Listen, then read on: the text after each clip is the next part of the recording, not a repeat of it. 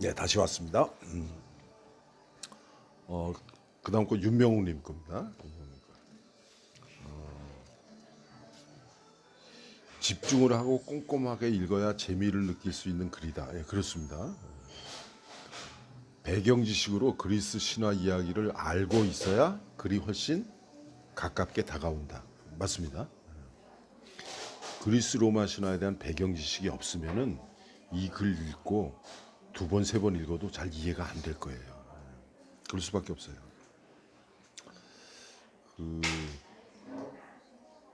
그 어떤 사건과 사건의 개연성 그거를 설명하면서 여기 지금 5번 붕괴가 나오죠. 5번 붕괴하고 바로 앞단락 그리고 5번 붕괴의 첫 단락 이게 연결이 잘 안 된다는 거예요. 이거 좀 보여주실래요? 보여주실래요?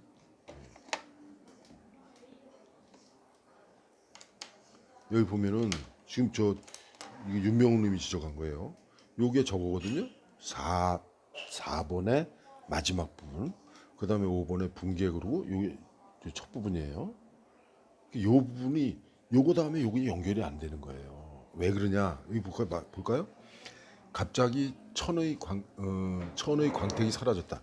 붉은 천 봤잖아요. 몰래 숨어서 있다가 결국 파보니까 붉은 천도 있고 거기 또 요즘 미니어처라고 그러죠. 이렇게 조그맣게. 그러니까 그 연회장을 붕괴시키려고 무너뜨리려고 이렇게 만들어 가지고서는 이렇게 계획을 아주 구체적으로 짰어요.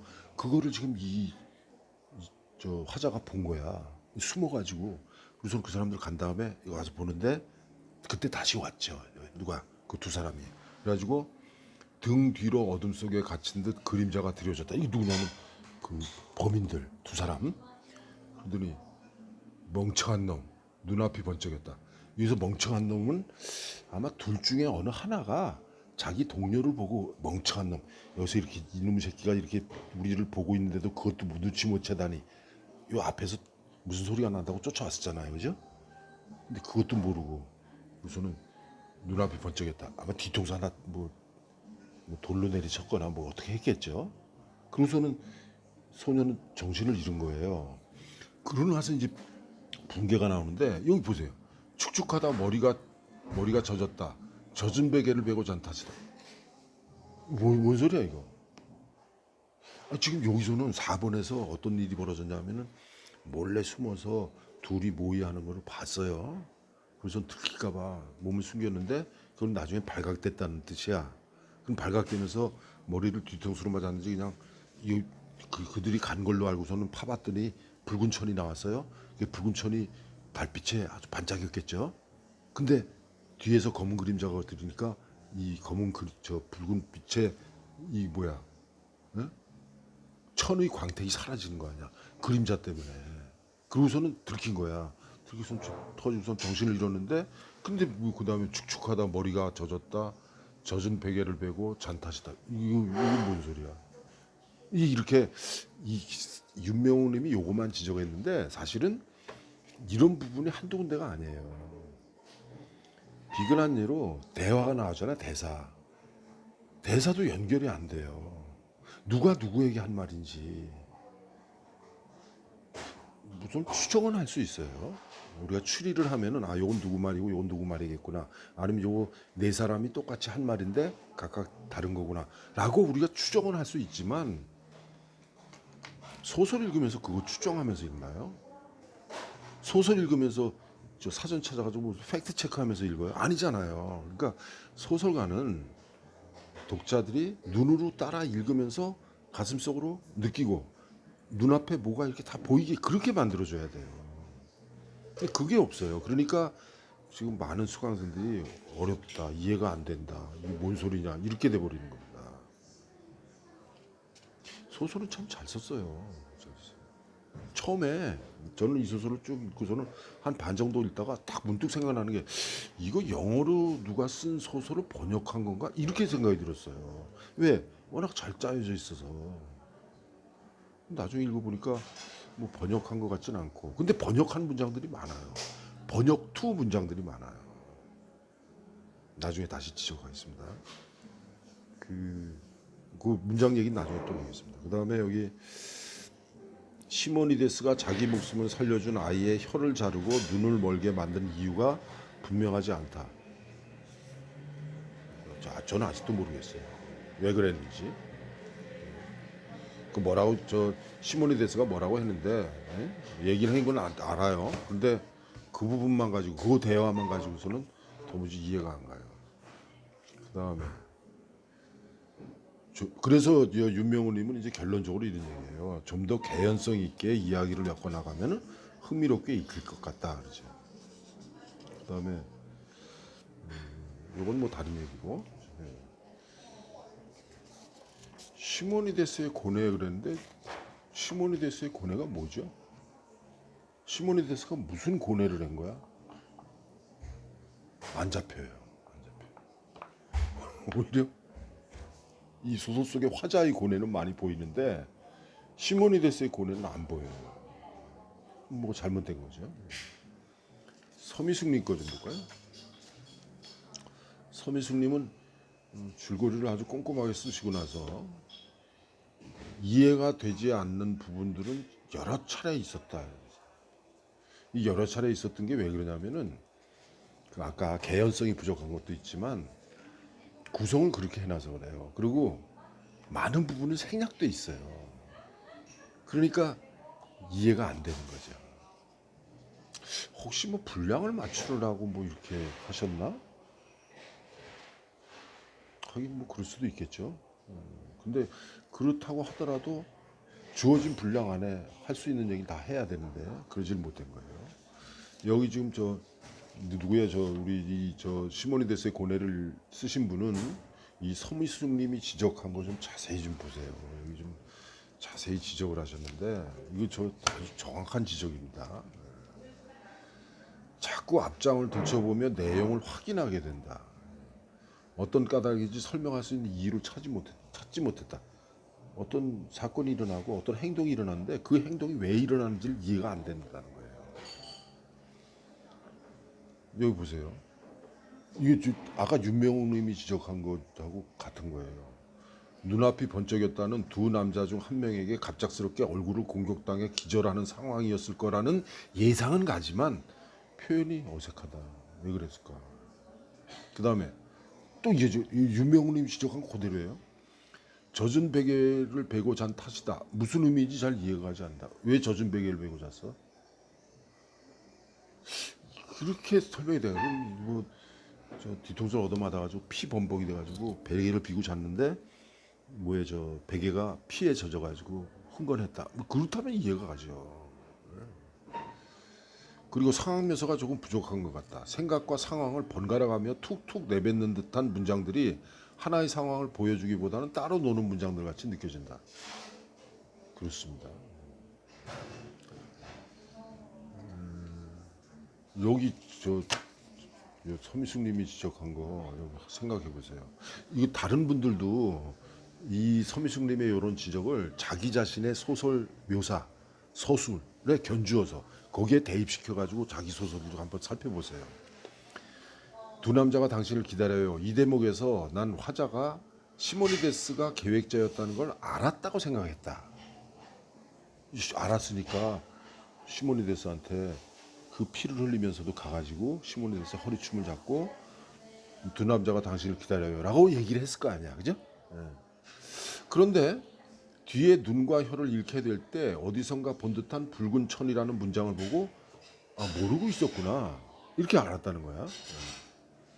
그렇다면 무대에서 그를 데리고 나올 수 있는 말이라고 생각한 이유는 무엇이었을까? 왜 두 남자 얘기를 꺼냈을까?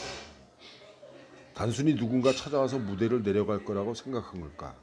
나라면 한시가 급한 상황이니 누군가 연회장을 붕괴시키려고 해요.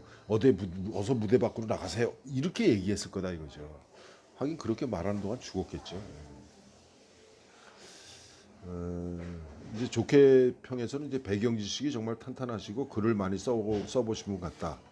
읽는 내내 즐거웠다. 이러면서 무슨 다른 얘기까지 하셨는데 이 서미숙님이 쓰신 요 지적들을 이 글을 쓰신 분뿐만 아니라 다른 수강생들도 한번 읽어보세요. 읽어보면서 내가 쓴 소설에 이거를 대입하면 어떻게 될까? 내가 묘사한 장면들은 과연 개연성이 있는가? 예? 이렇게 좀 흔히 자가 반성 이렇게 한번 해보세요. 그 다음에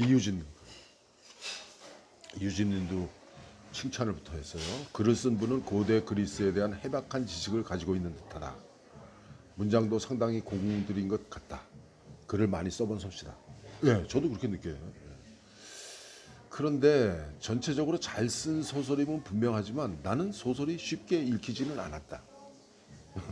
이유진님만 그런 게 아니라 수강생들 대부분 다 그랬습니다. 사건을 공모한 것으로 추측되는 두 남자와의 관계 역시 마찬가지다. 이해가 안 된다. 시모니데스의 고뇌가 정확하게 무엇인지 쉽게 떠오르지 않았다. 제목이 시모니데스의 고뇌인데 제목이 시모니데스의 고뇌예요. 시모니데스의 그러면 이게 있어야 돼. 이게 나타나야 되는데 이 시모니데스는 단순히 등장인물이에요. 이게 등장인물이고 이게 중점적으로 나와야 되는데 이게 아무나 안 나오는 거야. 지금 거기에 보면 뭐 뒤에 보면 어떤 저 누구야 저 수강생이 평을 그렇게 해놨어요. 나중에 여기 또 다시 설명을 하겠습니다만은 나오는 것 같긴 해요. 나오는 것 같긴 한데 그것만으로 명확하게 설명이 안 돼요. 한정민님이 똑같은 얘기를 하면서 여기서 한정민이 해놓은 거 볼까요? 이 원하는 삶과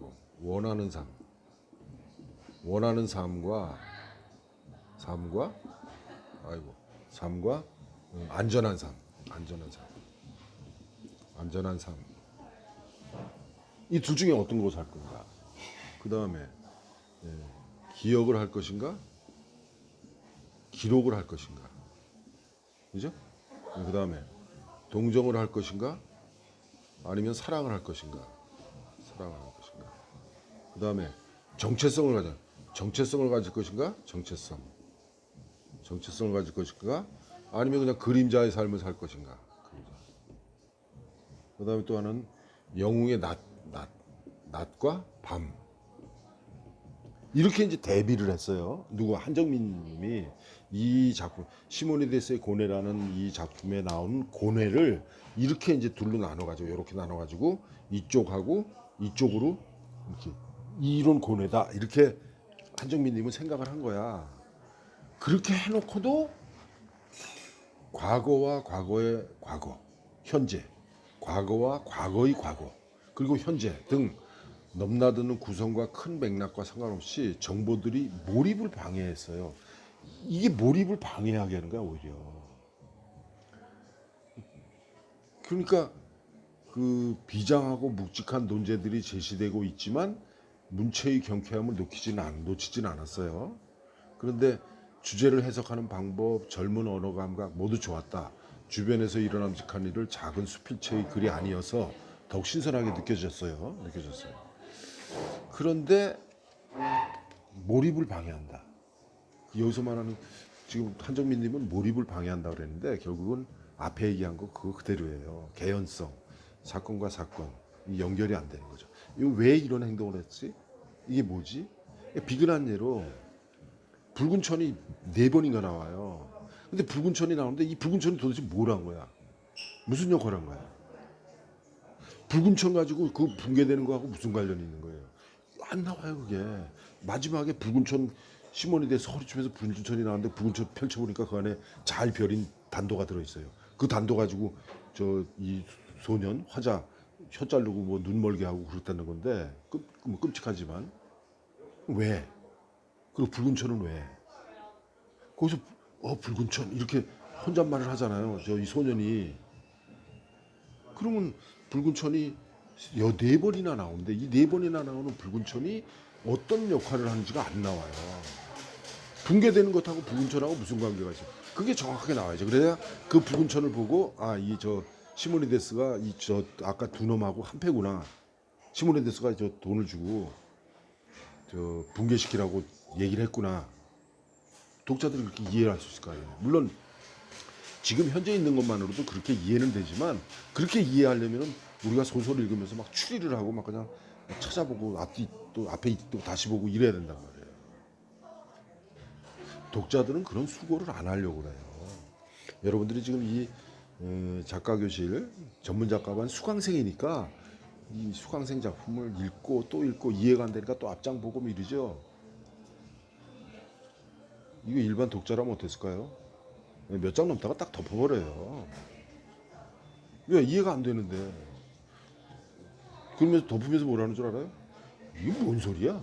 이렇게 돼버려요. 그럼 작가는 그것까지도 생각을 해야 돼요. 그래서 개연성이라는 말을 자꾸 했는데 우리말로 하면 그럴듯함이에요. 그럴듯함. 아 맞아. 이런 일이 일어났을 거야. 아 맞아. 그리스 로마 신화에서 뭐 신화에 좀 허무맹랑한 얘기처럼 들리지만 사실 시모니데스는 이랬을 거야. 라고 독자들이 고개를 끄덕일 수 있어야 돼요. 그런데 오히려 더 헷갈리는데, 그죠? 김현주님은 뭐 잔잔하게 이렇게 이야기를 해주셨는데,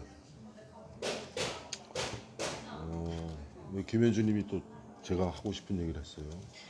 현재 시제하고 과거 시제가 쓰여요. 그래서 소설 문장에서 과거, 현재 시제는 가급적이면 안 좋다고 그랬잖아요. 근데 현재 시제가 여러 번 많이 나와요.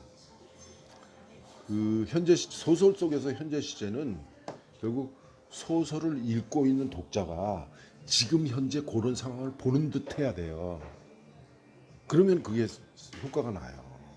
다시 소설 속에 현재 시제를 쓰잖아요. 그러면은 독자가 그 소설을 읽을 때 지금 현재 이런 일이 일어나고 있구나 이렇게 느낄 수 있어야 돼요. 그러면 효과가 아주 크게 일어나죠. 그런데 안 그렇단 말이에요. 그러니까 지금 여기 김현준이 뭐라고 현재 시제와 과거 시제가 혼용되어 있어 희곡 지문을 읽는 듯한 느낌이 들었다. 희곡에서는 대화하고 지문으로 되잖아요. 대화하고 지문인데 지문은 다 괄호로 되잖아요. 대사가 나오면서 괄호가 나오고 그 다음에 그 괄호 빼고 또 다시 지문이 나오잖아요. 희곡에서 지문은 반드시 현재 시제예요. 왜 그럴까요? 희곡에서 지문은 반드시 현재 시제다. 왜 그럴까? 연극이 공연될 적에 관객이 지금 현재 보고 있는 상황에서 그런 행동이 일어나는 거예요. 그러니까 대사에 이런 게 있어요. 야, 너 어디 갔다 왔냐? 뭐 중간에 또 뭐 괄호 열고 머리를 만지며 야, 너 어디 갔다 왔냐? 지금 관객이 보는 앞에서 인물이 머리를 만지면서 야, 너 지금 어디 갔다 왔냐? 이 행동을 하는 거예요. 관객이 지금 무대 위를 보고 있는데 그 무대 위에서 지금 현재 머리를 만지고 있는 행동이 보이는 거예요. 그게 현재 시제예요. 근데 소설에서는 그게 힘들죠. 독자가 지금 그 사건을 읽고 있는데 그 소설을 읽고 있는데 그것이 눈앞에서 지금 현재 일어나고 있는 것처럼 독자가 느껴야 되는데 안 느껴지는데 어떻게 해요? 그죠? 여기 좀 길게 요거 읽어드릴게요. 연회장 붕괴에 대한 내용이 개연성이 부족한 것 같다. 근데 부족해요. 두 남자가 누군가에게 돈을 받고 연회장을 붕괴시킬 계획을 말하는 장면에서 남은 돈을 받기 위해 기름돌을 빼기 전에 신호를 보내는 붉은 천이 필요하다 그랬어요. 붉은 천으로 어떻게 신호를 보내는 것인지는 알 수 없으나 두 사람은 붉은 천을 찢어서 연회장을 본뜬 나무 토막과 함께 땅에 문다. 미니어처라고 그러죠. 이런 거. 주인공은 흙더미를 파헤치고 붉은 천 조각을 꺼낸 후 머리를 맞고 기절해요. 붉은 천으로 어떻게 붕괴를 사주한 사람을 알게 되는 건지는 알 수 없지만 뒷부분에서 연회장의 붕괴를 계획한 사람이 시모니데스였다고 나온다. 붉은 천 또 나오니까. 그가 왜 두 남자에게 돈을 주고 연회장을 붕괴하라고 시켰는지, 왜 자신의 목숨을 구해준 주인공의 눈과 혀를 단도로 잘랐는지, 그런 후에 나오는 자신의 그림자라고 부르면서 또 주인공을 보살피고 데리고 다녔다는데 안 맞는다 이거죠. 그러니까 일반적인 상식으로는 연결이 안 된다는 거예요. 그 다음에 여기 또 정확하게 시모니데스의 고뇌는 무엇을 의미하는 것일까? 아까 한정민 님이 얘기한 이런 고뇌인데 이 고뇌가 시모니데스의 이 고뇌가 무슨 고민이냐 이거 무슨 고뇌냐 이거죠.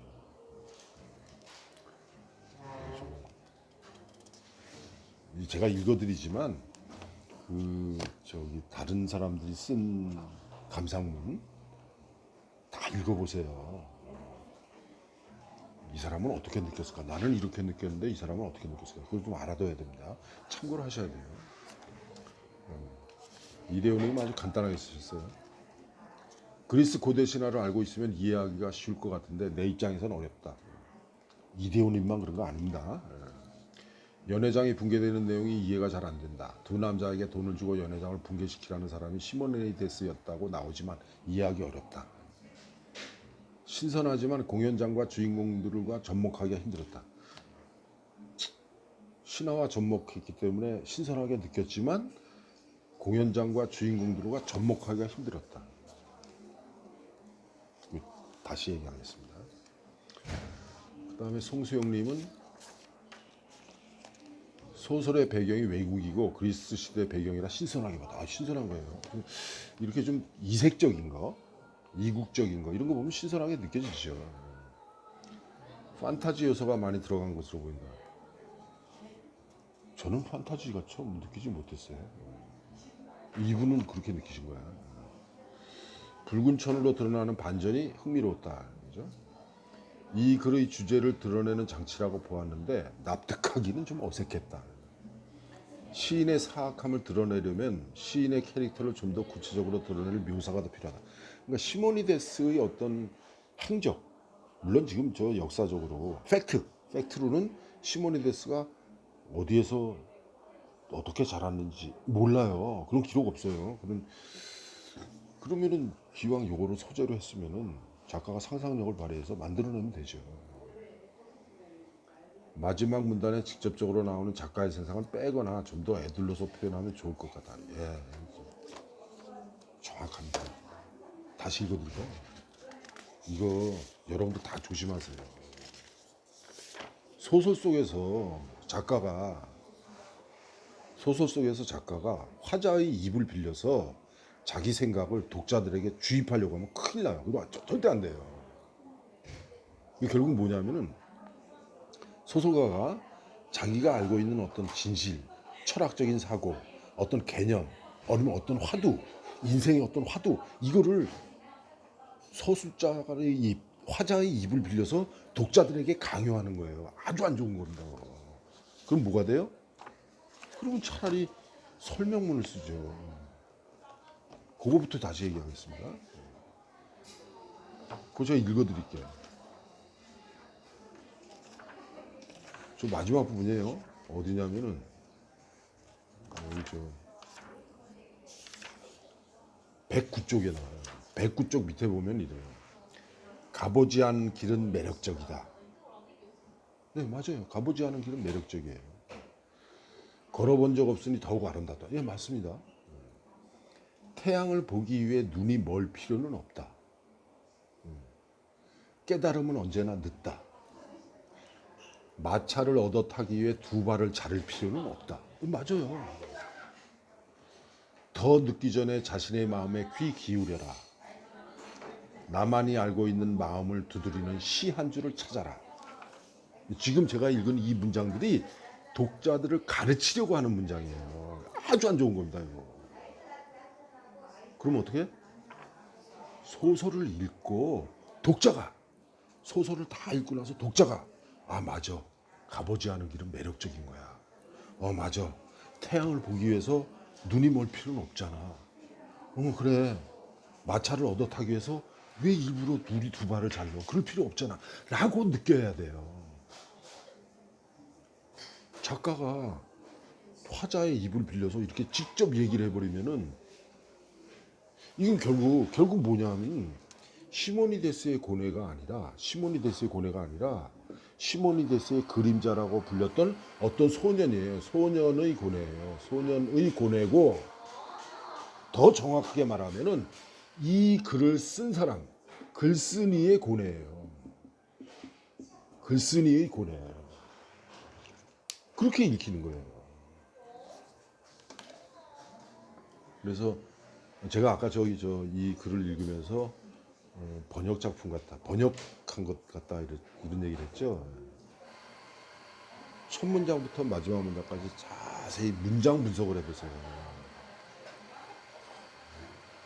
소설의 문장이 아니라 설명문의 문장이에요. 그래서 제가 번역투라고 얘기한 거예요. 번역투, 뭐뭇은 뭐뭇이다, 뭐뭇은 어떠하다. 전부 그런 문장이에요. 그럼 그 안에 문장을 읽으면 뭔가 들어와야 되는데 그게 아닙니다.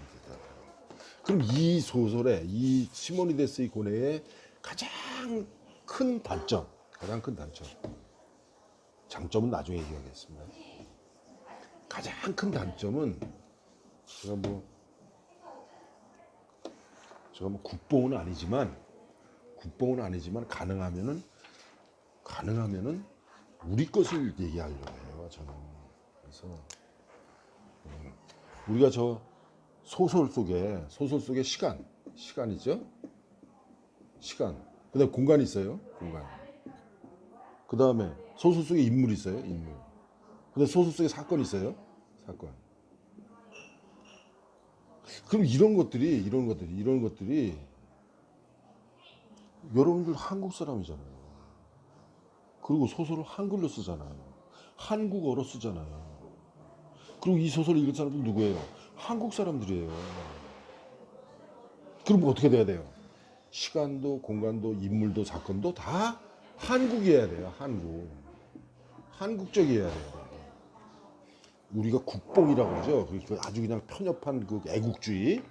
그건 제가 편협한 애국주의는 아니지만 적어도 우리말로 우리 소설을 쓰려면은 우리 것이어야 돼요. 그리스 로마 신화를 한 건 신선했죠. 신선하지만 왜 이 수강생들이 이해를 못하냐면은 이 글을 쓴 사람은 자기 나름대로 묘사를 하고 구성을 잘 꿰맞췄다고 생각했을 거예요. 그런데 독자들은 머릿속에 안 떠올라요. 신전의 모습이, 연회장 붕괴된 모습이, 그리고 시모니데스의 모습이, 그리고 어떻게 뭐 한국에서 저 누구한테 그 점토판에 무슨 글자 쓰는 그 얘기 안 떠오르는 거야. 눈앞에 안 보여요. 소설을 읽는 순간 눈앞에 그 장면이 이렇게 떠올라야 되거든요. 안 떠올라요. 왜 그럴까? 물론 첫 번째는 그리스 로마 신화에 대한 배경 지식이 조금 약하기 때문에 그럴 수도 있어요. 그런데 그리스 로마 신화를 꽤나 읽었다고 하는 저조차도 안 떠올라요. 왜 그랬을까요? 이 글을 쓴 사람은 자기 자신이 생각한 그리스 로마의 어떤 부분, 시모니데스의 어떤 부분, 기억의 궁전, 그것과 관련된 이야기, 그 앞뒤에다가 살을 붙여가지고 이야기를 만들어냈기 때문에 그래요. 조금 이따 짧은 거 다시 한번 영상 하나 더 해야 되겠습니다. 제가 오늘 하고 싶은 말이 참 많아서.